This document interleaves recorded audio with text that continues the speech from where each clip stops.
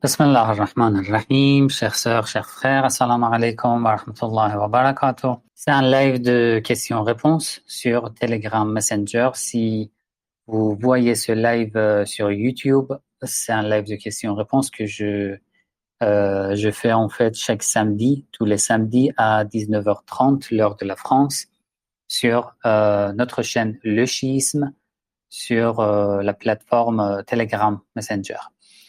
Si vous aussi vous avez des questions et que vous voulez me poser votre question à vive voix, vous pouvez nous joindre ici sur Telegram et nous poser votre ou vos questions, Inch'Allah. Oui, salam alaikum, je vous écoute. Salam alaikum, cher. Je voulais vous demander, lors de première nuit que être humain est mort, est-ce que son jugement va se faire cette nuit-là ou il doit attendre jusqu'à le jour de jugement? Pendant la première nuit, qu'est-ce qui se passe? D'accord, je vous explique. Merci. Je vous en prie. En fait, lors de la première nuit de la tombe, j'ai déjà publié une vidéo à ce sujet, qu'est-ce qui se passe dans la tombe après la mort. Vous pouvez chercher sur ma chaîne YouTube, vous allez trouver la vidéo. Si vous n'avez pas trouvé, dites-moi, je vous envoie le lien. Mais je vous explique en résumé, en fait, on peut dire qu'il y a plusieurs jugements. Il y a un jugement mineur ou un petit jugement la première nuit de la tombe parce que nous sommes en train de sortir de ce monde matériel et entrer dans le monde de Barzakh, un monde l'intermédiaire entre ce bas monde et le delà. Et il y a beaucoup de hadiths qui disent que les anges nous interrogeront, nous demanderont sur notre Seigneur, qui est notre Seigneur, qui est notre prophète, qui est notre imam, quelles sont nos croyances. Ce sont des interrogations des anges dans la tombe, la première nuit après l'enterrement, d'accord, dans la tombe. Oui, les hadiths confirment qu'une telle interrogation se réalisera la première nuit de la tombe. Ça, c'est déjà un jugement, mais ce n'est pas le jugement, je peux dire le jugement majeur, le jugement principal. Le jugement principal, c'est après la résurrection. Mais quand même, lors de la sortie de ce bas monde et l'entrée au monde de Barzakh, il y aura une telle petite interrogation.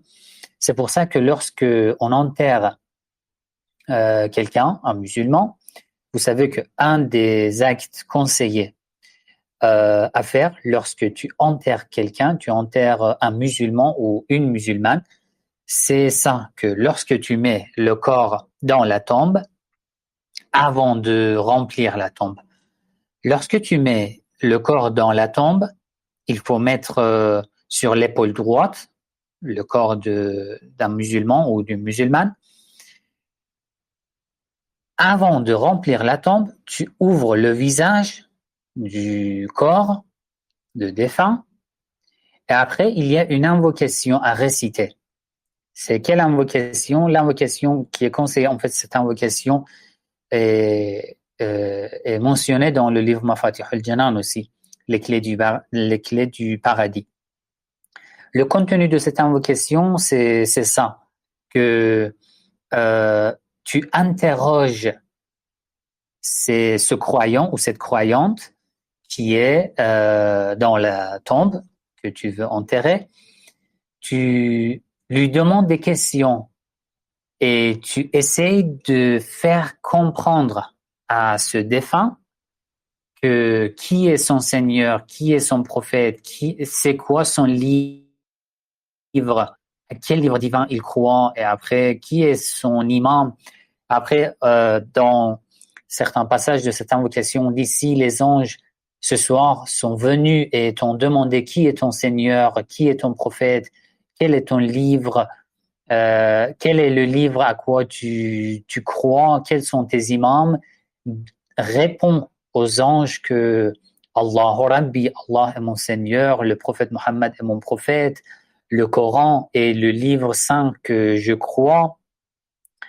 Et après, tu récites le nom de 12 imams Ali ibn Abi Talib, imami est mon imam, Hassan ibn Ali est mon imam, Hussein ibn Ali est mon imam, jusqu'à l'imam al-Mahdi, ajjallahu ta'ala farajahu sharif. C'est en fait quelque chose de symbolique, mais il y a beaucoup d'effets de cette invocation lors de l'enterrement. La récitation de cette invocation a beaucoup d'effets sur l'âme de cette personne qui est morte. Oui, donc la réponse est oui. Il y aura un petit jugement la première nuit de la tombe. Mais qu'est-ce qui se passe exactement en détail la première nuit de la tombe? J'ai expliqué dans ma vidéo sur le monde de la tombe. D'accord? J'ai publié 2 ou 3 vidéos à ce sujet. Parmi les participants ou les amis, si vous pouvez maintenant chercher la vidéo sur ma chaîne YouTube, cherchez s'il vous plaît et envoyez le lien dans le groupe. S'il y a d'autres questions, vous pouvez lever la main. Alors, vous avez écrit dans le groupe votre question. Est-ce que c'est haram de s'afficher sur les réseaux pour les femmes? Ça dépend en fait. Les réseaux sociaux, certains disent que par exemple les réseaux virtuels, ce n'est pas virtuel, c'est réel. C'est comme ce que tu fais dans la société en fait.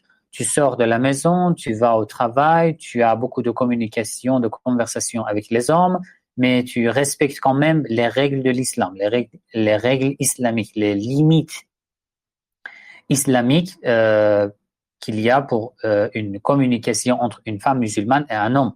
D'accord? Et dans les réseaux sociaux aussi, c'est pareil. On ne peut pas dire que le voile est obligatoire lorsque tu sors de la maison, mais dans les réseaux sociaux, le voile n'est pas obligatoire. Non, c'est la même chose. C'est la même chose et les limites sont les mêmes limites. D'accord? Tout ce que nous devons respecter lors de notre conversation, nos relations avec les hommes, une femme avec un homme, les mêmes règles et les mêmes obligations et les mêmes interdictions sont toujours en fait applicables dans les réseaux sociaux. Voilà. Si vous voulez rajouter quelque chose à votre question, vous pouvez écrire. Shalhoub Yahya, oui, je vous écoute. Salam alaikum Sayyid. Sayyid, Alaykoum j'avais salam. une question par rapport à la sourate 6, verset 96, où il est dit fondeur de l'aube, sourate 6, oui. verset 96, où il est dit fondeur de l'aube, il a fait de la nuit une phase de repos, le soleil et la lune pour mesurer le temps. Mais nous utilisons le calendrier hégirien, où nous utilisons que la lune pour mesurer le temps. Mais Allah, dans le Coran, a dit « et le soleil et la lune pour mesurer le temps ». Pourquoi n'utilisons pas, nous, le soleil également pour mesurer le temps et que nous utilisons que la lune pour mesurer le temps? Merci beaucoup, Saïd. Je vous en prie. On lit d'abord le texte de ce verset. Le verset la sourate numéro 6, le verset 96. Faliqul isbah, faliqul isbah, ça veut dire Allah a, en fait, on peut dire faliq, ça veut dire celui qui sépare, d'accord? Ou celui qui, on peut dire, déchire quelque chose. Faliqul isbah, c'est-à-dire Allah est celui qui dévoile, par exemple, ou enlève le rideau de la nuit pour arriver à la matinée. وَجَعَلَ اللَّيْلَ سَكَنًا. Et après, pour se reposer, pour le repos des êtres humains ou de toute la création, il a créé la nuit. وَالشَّمْسَ وَالْقَمَرَ حُسْبَانًا. Et Allah a mis le soleil et la lune bien ordonnés par lesquels on peut mesurer le temps, notre calendrier, et voilà, tout cela. Alors, votre question concerne ce sujet. Alors qu'Allah nous a dit le soleil et la lune, les deux, et pourquoi dans le calendrier hégirien, on ne fait attention qu'à la lune, et dans le calendrier hégirien, on ne suit pas le soleil. Si j'ai bien compris, c'est ça votre question. Oui, oui, c'est En exact. fait, d'accord, j'ai bien compris alors. En fait, on peut dire que dans le calendrier hégirien, d'abord, est-ce que le calendrier hégirien est comme une base, un pilier des mois en fait de l'année dans l'islam? Ce n'est pas, en fait, ce n'est pas vrai. On peut dire que dans l'islam, on fait attention à toutes sortes de calendriers. À cette époque-là, il y avait un calendrier romain, il y avait un calendrier solaire iranien, et après l'époque du prophète Mohammed sallallahu alayhi wa sallam, ils ont créé en fait un calendrier hégirien, lunaire. Et ils ont mis en fait le premier jour du mois de Muharram comme le début de l'année hégirienne. Mais ça ne veut pas dire que dans l'islam, on ne fait jamais attention aux autres calendriers. Pourquoi? Parce que il y a beaucoup de hadiths et il y a beaucoup d'actes surérogatoires conformément au mois solaire du calendrier romain et du calendrier solaire iranien. À cette époque-là, ces deux calendriers étaient courants, étaient connus, et c'est pour ça que, par exemple, regardez la fête de Nowruz, la fête iranienne, était dans le calendrier iranien, qui est un calendrier solaire, comme le calendrier grégorien. Et dans les hadiths des imams, alayhim salam, du fait qu'il y avait des élèves iraniens, des élèves perses, pas seulement iraniens, des élèves perses, auprès des imams, alayhim salam, les imams, alayhim salam, leur ont donné des actes surérogatoires à ces mois solaires. Il y a des actes surérogatoires à faire, à accomplir lors de la fête de Nowruz, alors que la fête de Nowruz n'existe pas dans le calendrier hégirien. Vous voyez? Aussi, si vous regardez par exemple le livre Fatih al-Janan, les clés du paradis, vous voyez qu'il y a des actes qui concernent certains jours particuliers dans le calendrier même romain. Vous voyez? Donc, le fait qu'après l'époque du prophète Mohammed sallallahu alayhi wa sallam, ils ont précisé, en fait, ils ont bien ordonné le calendrier hégirien, ça ne veut pas dire que l'islam et tous les préceptes de l'islam se basent sur ce calendrier. Bien sûr, par exemple, le mois de Ramadan, oui, c'est ça. Le mois de Ramadan, c'est pareil. Mais bon, après l'époque du prophète Mohammed sallallahu alayhi wa sallam, il faudrait un ordre. On ne peut pas dire que, par exemple, un groupe de musulmans suit un calendrier solaire, un autre groupe suit un calendrier hégirien lunaire. Comme ça, on ne trouverait jamais un ordre dans la communauté musulmane. Vous voyez? Mais bon, d'après les imams alayhim salam, ce qui est obligatoire dans le calendrier hégirien, c'est de suivre, pour certains actes, de suivre le calendrier hégirien, comme le mois de Ramadan, comme les fêtes, la fête d'Al-Fitr, la fête d'Al-Adha, comme les rites du pèlerinage. Ces rites et ces actes, dans ces rites et ces actes, on doit suivre le calendrier hégirien, mais quand même, les autres calendriers aussi ont leur importance dans l'islam, mais ça dépend du fait que, à cette époque-là, le calendrier hégirien, lunaire, on peut dire, dans le monde des Arabes aussi, était très courant. La plupart des préceptes se sont basés sur ce calendrier. Voilà. Oui, Islam, si vous voulez parler à vive voix ou vous pouvez aussi écrire. Alors, votre question, cela est possible que le livre Al-Kafi d'Al-Kulayni présente des erreurs? La réponse est oui. Nos frères et sœurs sunnites en viennent à critiquer ce livre qui renferme plusieurs décennies de travail. La réponse est oui, bien sûr, il y a des erreurs. Quelle est la sourate du Coran qui... Bon, alors, ça c'est une autre question. D'abord, je parle de Al-Kafi.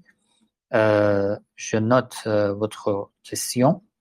Alors, concernant le livre d'Al-Kafi, j'en ai plusieurs fois parlé et vous savez que j'ai publié, je pense que jusqu'à maintenant, 3 ou 4 vidéos sur le livre Al-Kafi.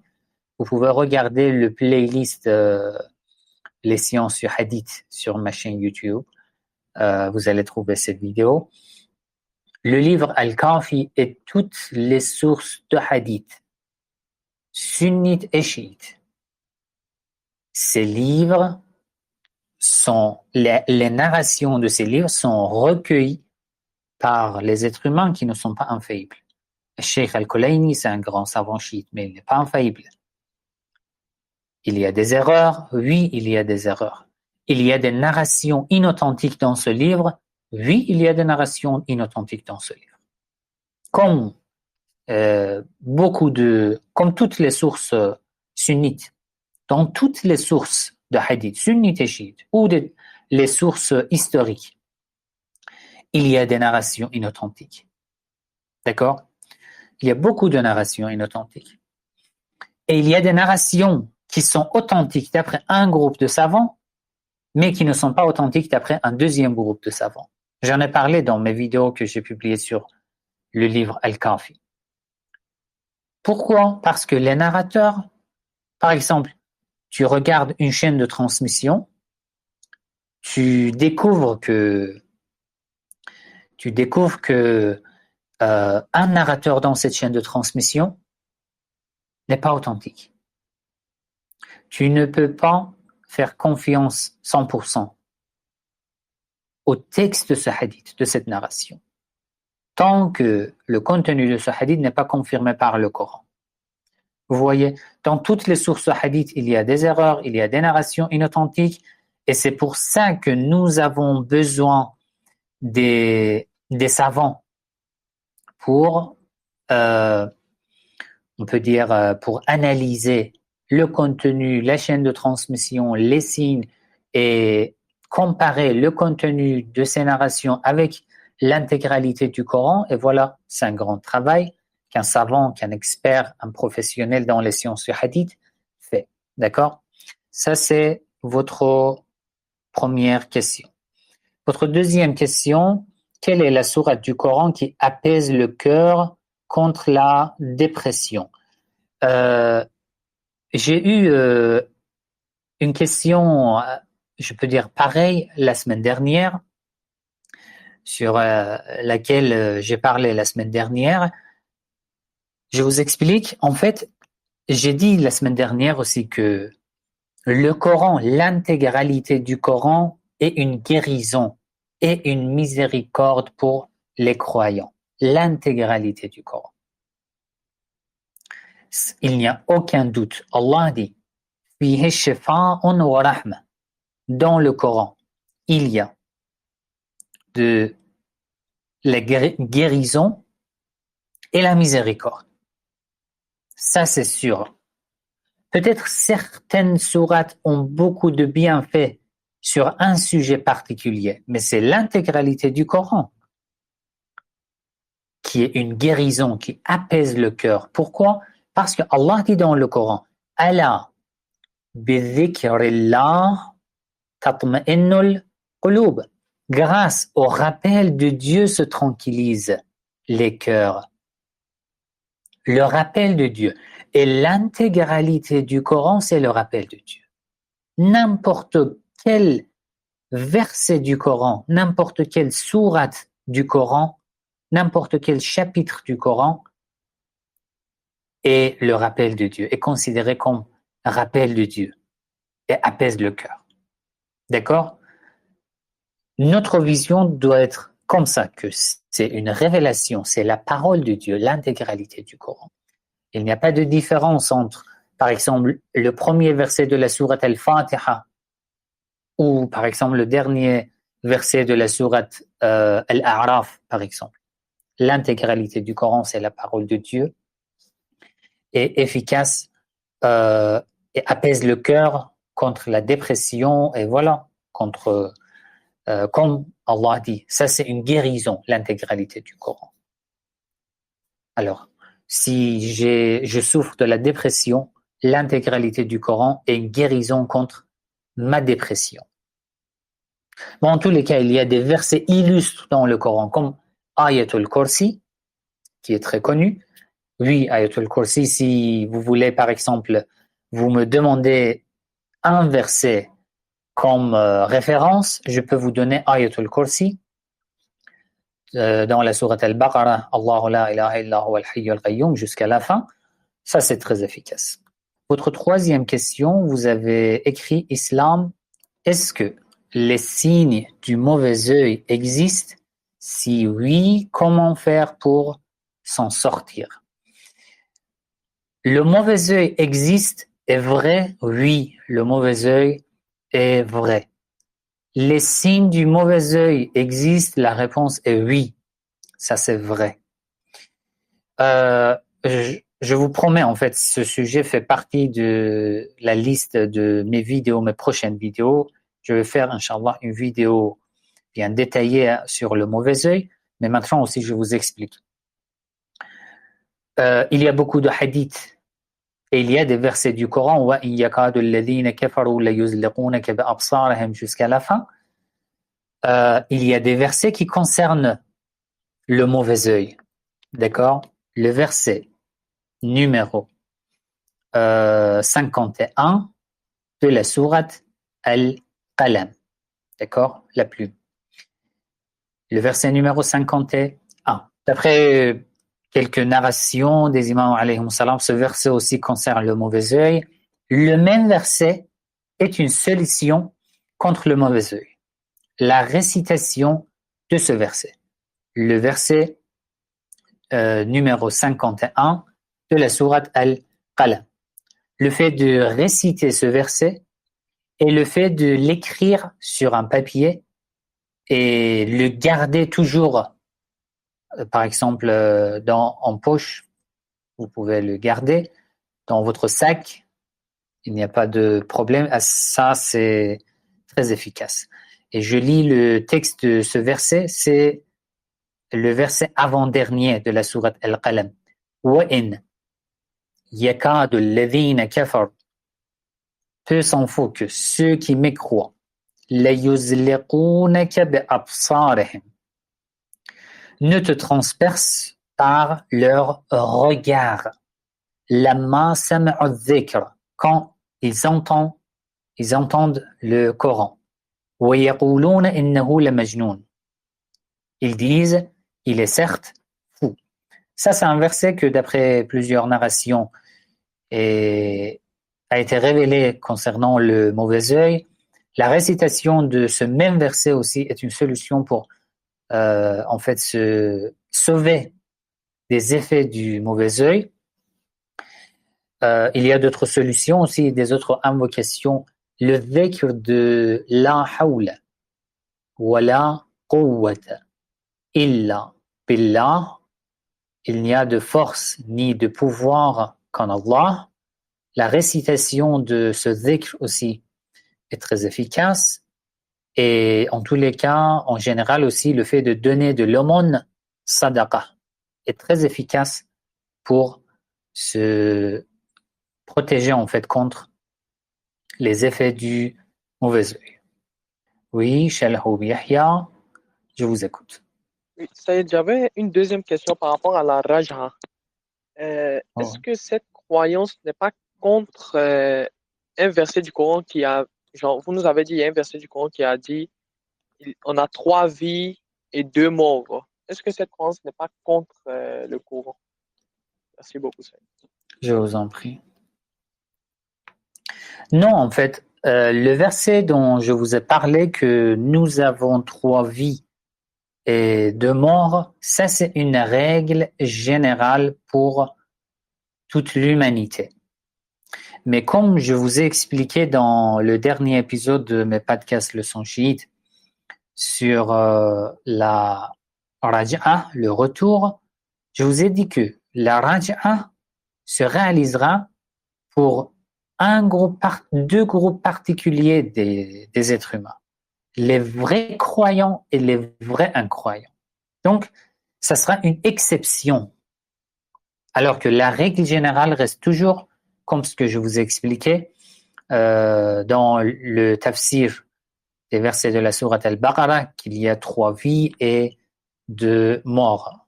D'accord? Sinon, la raj'a, du fait que c'est juste pour une minorité des êtres humains, on ne peut pas dire que c'est contre le verset dont je vous ai parlé. Safa Benyamina a écrit une question dans le groupe. Je lis d'abord votre question. Concernant le verset إِنَّا عَرَضْنَا الْأَمَانَةَ عَلَى السَّمَاوَاتِ وَالْأَرْضِ وَالْجِبَالِ, le verset 72, oui, de la sourate 33, la sourate Al-Ahzab. Oui, c'est bien. La sourate Al-Ahzab, le verset 72. Allah dit إِنَّا عَرَضْنَا الْأَمَانَةَ عَلَى السَّمَاوَاتِ وَالْأَرْضِ وَالْجِبَالِ. Nous avons proposé aux cieux, à la terre et aux montagnes la responsabilité. Al-Amana, c'est le dépôt. Al-Amana. Entre parenthèses, de porter les charges, de faire le bien et d'éviter le mal. Ce qui est entre parenthèses, c'est la compréhension du traducteur. C'est l'explication du traducteur. Et je pense que cette traduction que vous avez envoyée, c'est la traduction de Hamidullah, qui est un traducteur sunnite, si je ne me trompe pas. Alors, la suite du verset. فَأَبَيْنَ أَنْ يَحْمِلْنَهَا.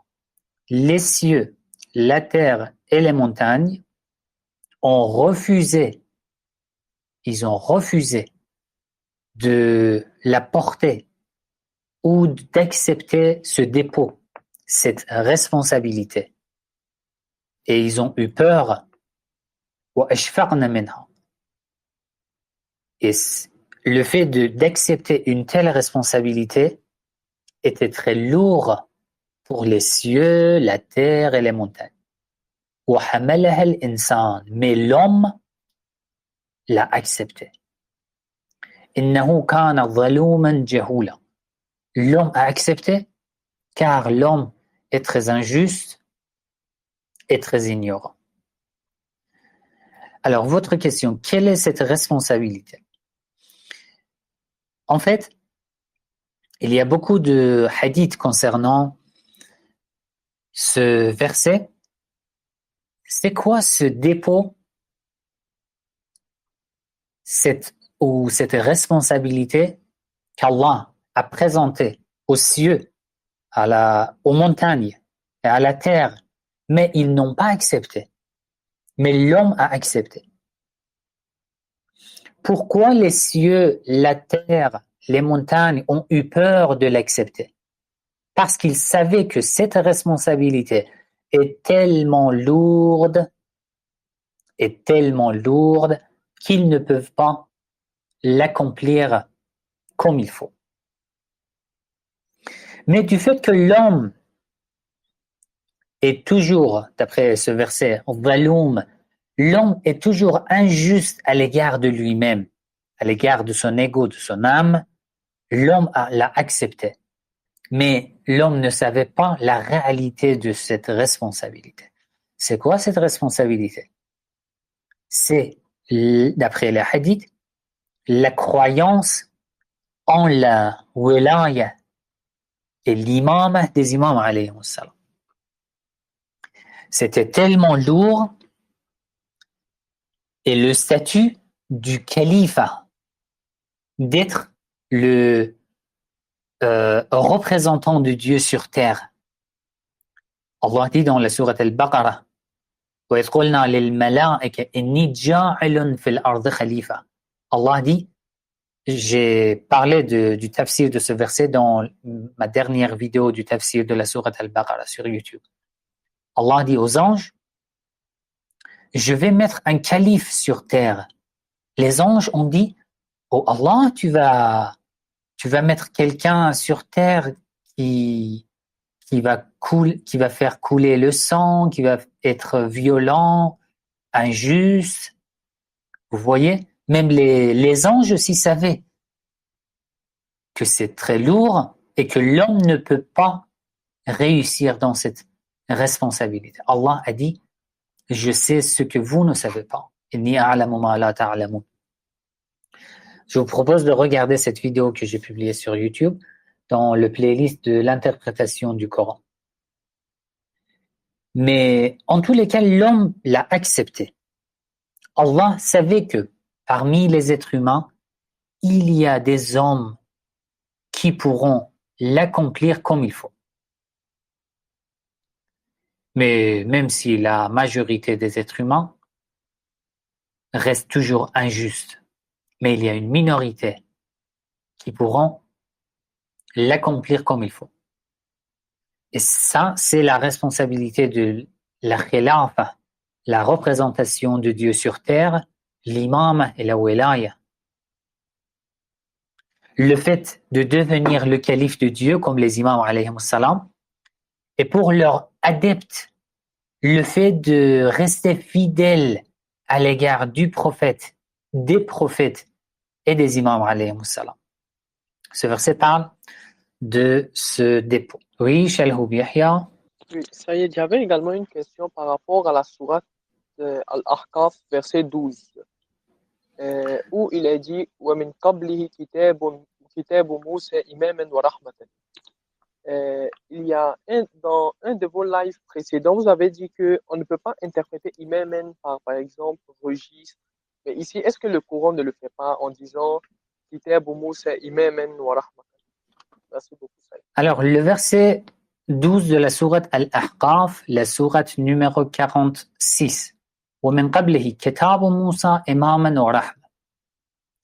Allah dit, le livre de Moïse est comme un imam. Oui, en fait, ici, l'imam, on le traduit par le terme, par exemple, guide. Et dans d'autres versets dont je vous ai parlé, je pense que c'était la semaine dernière ou il y a 2 semaines,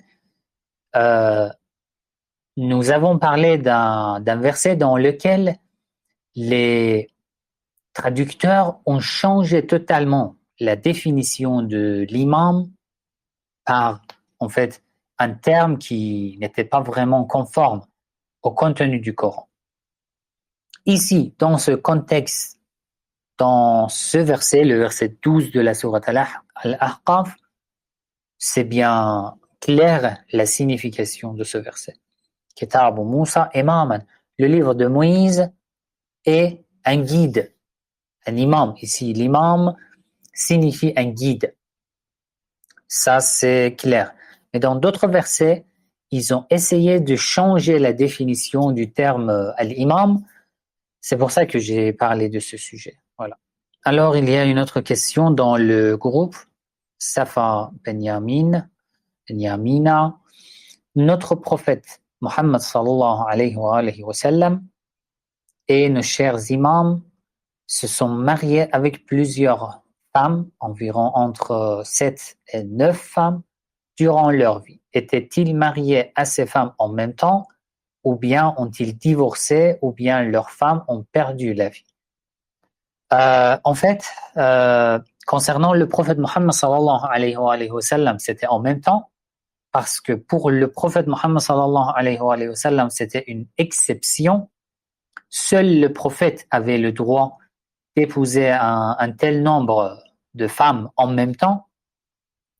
Sinon, même les imams alayhi wa sallam aussi n'avaient pas le droit d'épouser plus de 4 femmes, un mariage permanent. Ce n'était pas autorisé. Alors, concernant les imams alayhi wa sallam, oui, c'était, par exemple, dans l'histoire de certains imams, comme l'imam al-Baqir alayhi salam, il est raconté qu'il a divorcé une de ses épouses. Vous voyez, ce n'était pas en même temps. Par exemple, l'imam Ali alayhi salam s'est marié avec Fatima Zahra sallallahu alayhi. Et tant que Fatima Zahra sallallahu alayhi était en vie, l'imam Ali alayhi salam n'a pas pris d'autres épouses. Après Fatima Zahra sallallahu alayha, il n'a pas pris plus de 4 femmes, vous voyez, en même temps. Et pour d'autres imams aussi, c'est pareil. Soit l'épouse est décédée, soit est divorcée. Voilà, en tous les cas, plus de 4 femmes n'étaient pas en même temps, sauf pour le prophète Mohammed sallallahu alayhi wa sallam. D'accord, vous avez écrit dans le groupe comment faire la prière du repentir, le fait que le Coran intercède en notre faveur au jour du jugement, faut-il le lire constamment ou l'apprendre par cœur? La prière du repentir, en fait, dans un live de questions-réponses, j'ai parlé du repentir, comment il faut se repentir, demander pardon à Allah. J'en ai parlé. Le repentir a plusieurs étapes. Première étape, c'est de se regretter du péché que nous avons commis. D'abord, je me regrette sincèrement et après, je décide et je promets de ne plus refaire ce péché. Troisième étape, je demande à Allah le pardon.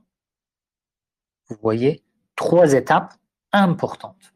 D'abord, je me regrette, puis je décide de ne plus faire un tel péché, et 3, je demande pardon à Allah.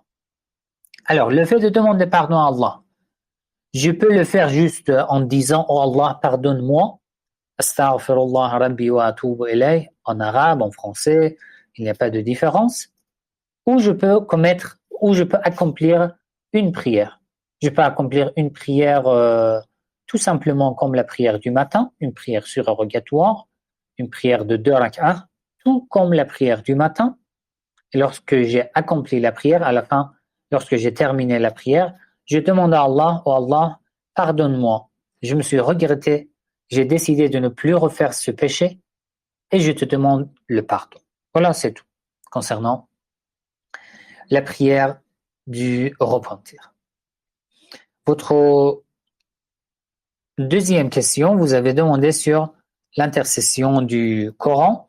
Le fait que le Coran intercède en notre faveur au jour du jugement, faut-il le lire constamment ou l'apprendre par cœur? En fait, le fait d'apprendre le Coran par cœur, ça c'est déjà très bien. Et il y a beaucoup d'effets, beaucoup de lumière, ça c'est sûr. Mais ce qui est important, c'est que c'est la pratique d'après le Coran qui est important. Dans un verset du Coran, le prophète Mohammed, c'est de la part du prophète Mohammed, Rabbi, inna qawmi ittakhadhu hadha al-Qur'ana mahjura. Rabbi, inna qawmi ittakhadhu hadha al-Qur'ana mahjura. La sourate Al-Furqan, d'accord? Vous pouvez regarder la sourate Furqan, le verset numéro 30. La sourate Al-Furqan, c'est la sourate numéro 25.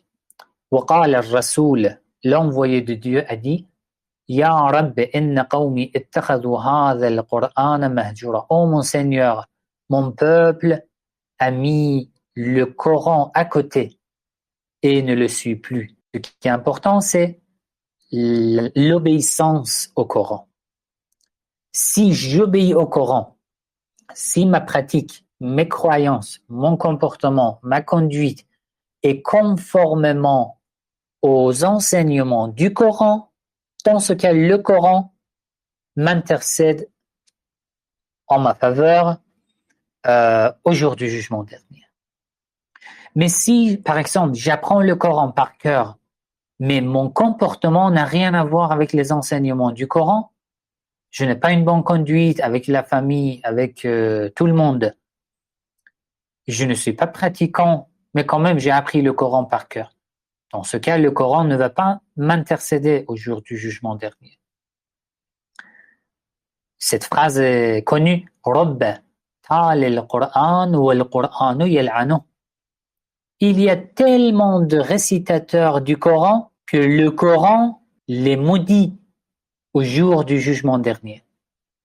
Subhanallah, ça c'est très important. Beaucoup de récitateurs du Coran, beaucoup de gens qui récitent le Coran, alors qu'au jour du jugement dernier, le Coran va les maudire. Pourquoi? Parce que j'ai toujours récité le Coran, mais je n'ai pas suivi les enseignements du Coran. Il y a énormément de conseils, de prescriptions, d'interdictions qui concernent la conduite, la bonne conduite, la mauvaise conduite dans le Coran. Il faut voir combien je suis le Coran, j'obéis au Coran. Dans ce cas, le Coran aussi va m'intercéder au jour du jugement dernier. Il y a une autre question dans le groupe. Le nom, je n'arrive pas à lire le nom. Vous avez écrit « J'ai un voisin et il a un Wi-Fi ». Est-ce qu'il est possible d'utiliser son Wi-Fi sans l'avoir demandé? Non, c'est haram, c'est interdit parce que en fait, c'est comme du vol. Vous voyez? Parce que je suis en train d'utiliser le bien de quelqu'un sans son autorisation. C'est comme si, par exemple, je prends la voiture de mon voisin ou de quelqu'un que je ne connais pas, je l'utilise sans son autorisation. C'est interdit. Le Wi-Fi aussi, c'est pareil. Ça, c'est son bien. C'est lui qui a payé pour ce Wi-Fi. Alors, le fait de l'utiliser sans son autorisation, c'est interdit, c'est un péché. C'est comme du vol. Oui, activez votre microphone, s'il vous plaît, je vous écoute. Oui, salam alaikum, cher.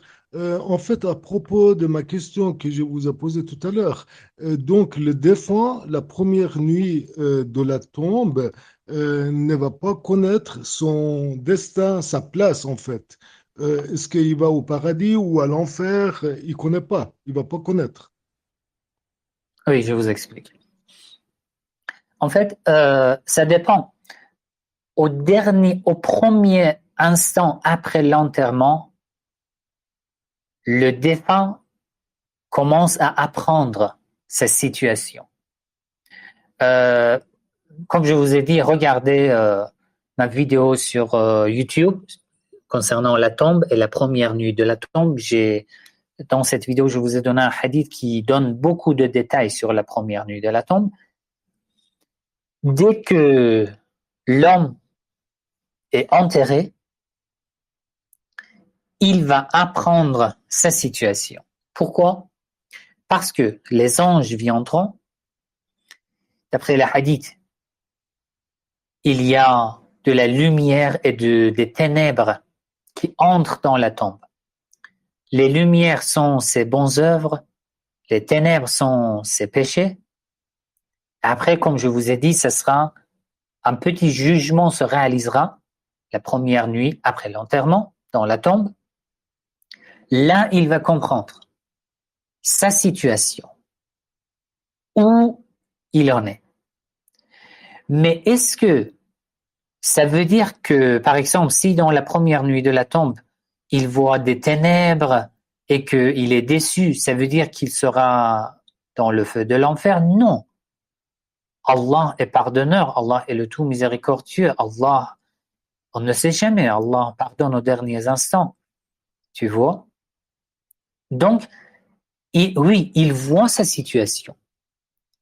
Mais il ne sait pas est-ce que Allah va lui pardonner ou non. Est-ce que le prophète va intercéder pour lui, pour cette personne ou non? Les imams seront ses intercesseurs ou non? Le Coran l'intercédera ou non? Il restera entre la peur et l'espoir. Saïd, j'avais une question par rapport au tawassul. Est-ce que, par exemple, les imams faisaient le tawassul genre, à travers le prophète, demandaient des choses à travers le prophète, après le décès du prophète? Merci beaucoup. Vous pouvez répéter, s'il vous plaît?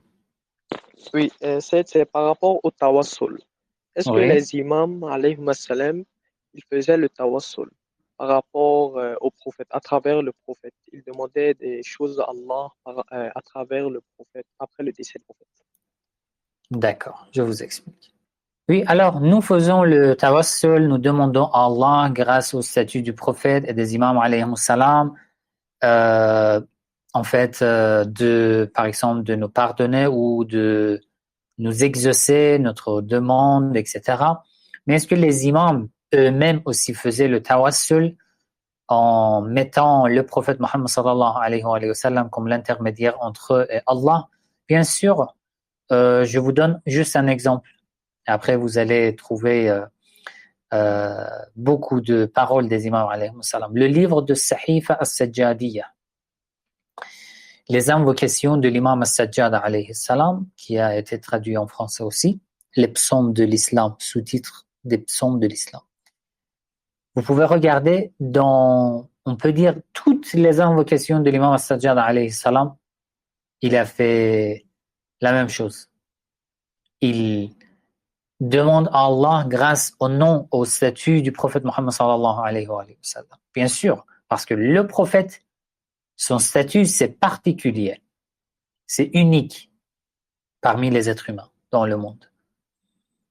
Et personne, aucun prophète et aucun imam ne peut l'atteindre. Donc, bien sûr, la réponse est oui. Et je vous ai donné le livre As-Sahifa As-Sajjadiyya. Vous pouvez regarder les invocations de l'imam As-Sajjad. Safa Ben Yamina, quels sont vos conseils pour une ziyarat acceptée et plus particulièrement Arba'in?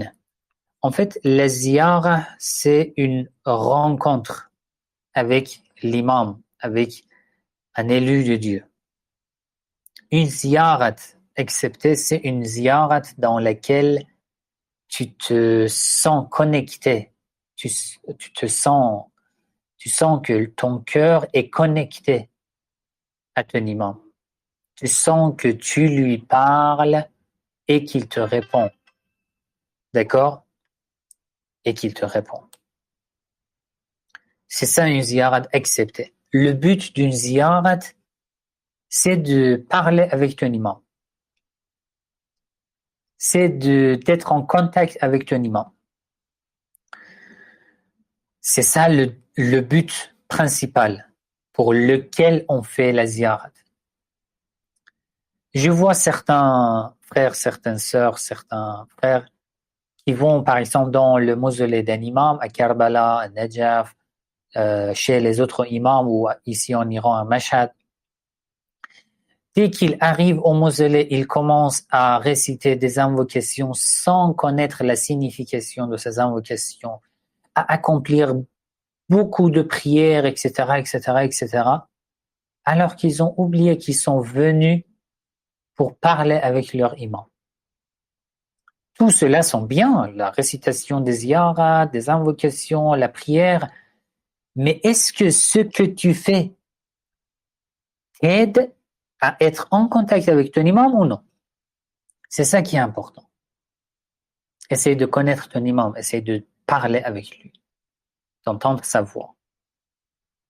Lorsque je dis entendre sa voix, non pas comme tu entends par exemple la voix de ton frère, de ta sœur, de tes parents ou de tes enfants, non. Tu sens que ton cœur est connecté, ça c'est tout. Comme ça, tu comprends que ta ziyarat est acceptée.